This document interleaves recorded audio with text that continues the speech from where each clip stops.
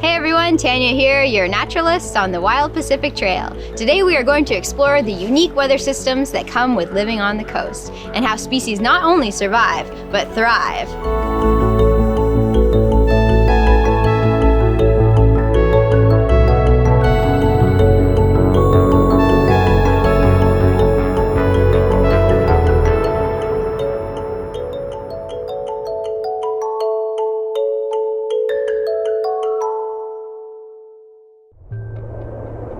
Look closely at the abundant vegetation that thrives in the constant moisture, where the ocean breeze meets the sudden rise of coastal mountains.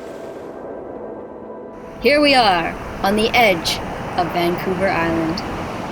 This merging of conditions create this temperate rainforest, which brings lots of rain and fog, creating lush canopies, with mild weather producing little change in temperature year-round.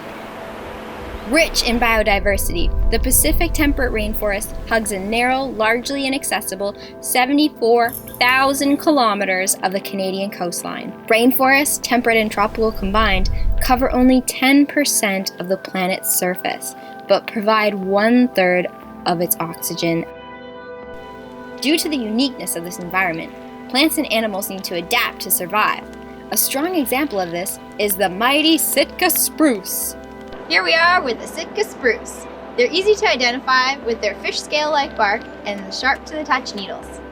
They are uniquely designed to process the salt spray so that they provide a shelter for more sensitive growth under the tall canopy, and the needles are able to comb through the fog, collecting valuable moisture during the drier summer months.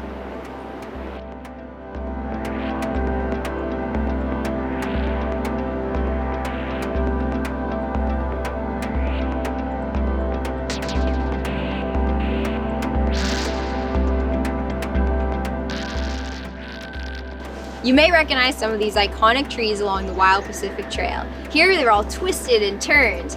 It's known as a Krummholz, or twisted wood in German. Being exposed to huge crashing waves, salt spray, and relentless wind, these coastal conditions are notorious for creating these twisted trees. The cedar is a great example of this. Instead of standing tall and strong like the spruce, here they are just going with the flow and adapting and twisting and turning and staying to however Mother Nature wants. All of our amphibian species are well adapted to the wet west coast weather too. They like it because they have permeable skin and can dry out. Some of the terrestrial breeding salamanders, like this beautiful western redback salamander, breathe through their skin and their mouth cavity only. They don't have lungs. They need to keep their skin moist all the time to breathe, and they can drown if they're underwater or in water-saturated soil with low oxygen. They're active on the surface of the forest floor during and after heavy rains because it's too wet to stay underground and it's moist enough for them to be active on the surface. Humans must also adapt to living in this coastal environment. They've even invented ways of growing insulated layers of skin. How have you adapted to the coast? What are your favorite things to do here? Tag us in your photos by following Wild Pacific Trail on Instagram and Facebook. Despite its hardy nature, this rainforest is really susceptible to human impact. Please stay on the trail to avoid crushing any creatures. Rainforests provide key habitat for species as they adapt to these unique conditions. Let's help preserve these ecosystems long into the future by taking only photos and leaving with only great memories.